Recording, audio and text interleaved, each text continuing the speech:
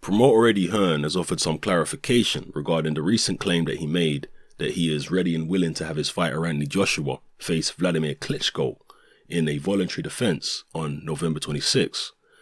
Hearn now says that yes, he's willing to have Joshua face Klitschko on November 26, but only in the event that the WBA and the WBO strip Tyson Fury and allow Joshua and Klitschko to fight for the vacant belts as well as Joshua's IBF belt. Eddie Hearn says, by his own admission, that this scenario is very unlikely.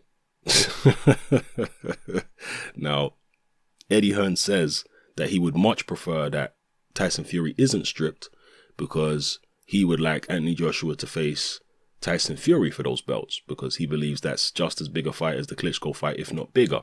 And he said previously that he sees the Tyson Fury fight as a much safer and easier fight for Anthony Joshua than a Wladimir Klitschko fight. And I actually believe him when he says that.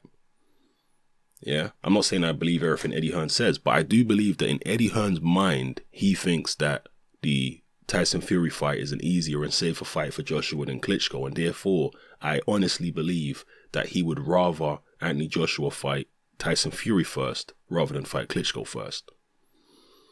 So now he's saying, well, this situation of Anthony Joshua fighting Klitschko is very unlikely because I can't see the WBA and WBO stripping Fury and allowing Joshua and Klitschko to fight for the vacant belts by November 26. And one of the reasons for that, people, is because there is going to be a whole heap of different promoters and entities within boxing who will be lobbying the WBA and the WBO, ringing their offices every day, going to their conventions, arranging meetings with them, and trying to get their fighters to fight for the vacant belts. It is going to be absolute pandemonium and chaos. And those organizations are going to have to weigh up their options. Which promoter and which fighter is it best to have contest our vacant belt? Maybe they'll go with the highest bidder, whoever's willing to pay the highest sanctioning fees. Maybe they'll go with whoever they've had a good relationship with in the past, promoter-wise. So that all needs to be sorted out. And as just to repeat again, Eddie Hearn thinks it's very unlikely that that will be sorted out by November 26th, and that both separate organizations will rule that they're going to allow Joshua and Klitschko to fight for those vacant belts. So at this stage, it appears little more than a PR stunt by Eddie Hearn, claiming that he is willing to have Joshua face Klitschko on November 26th because he knows that scenario of 3 belts being on the line is very unlikely.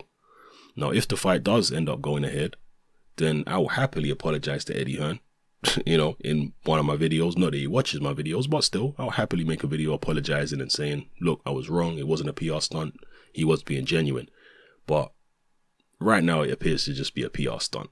And I did think that it was unusual, to say the least, for Eddie Hearn to be talking about having Anthony Joshua, his cash cow, his goose that's laying golden eggs. I always felt like it was unusual for him to be saying that, yeah, Joshua will fight Klitschko in a voluntary defense for his IBF. I thought, what? That don't make any sense. There are lots of other fights out there which are big fights commercially, but less risky for Anthony Joshua than facing Klitschko. And he's talked about this before, Eddie Hearn. He's talked about, the Tyson Fury fight, for example, and other fights being, less risky, but just as lucrative, or at least close to as lucrative as a Klitschko fight. So, but less risky. So it didn't make any sense to me. But now that he's made this clarification that he would only have Joshua face Klitschko if 3 belts were on the line, now it makes a bit more sense. So let me know how you feel about this, people. Drop your comments in the comment section below. It's your boy Hatman. I'm out.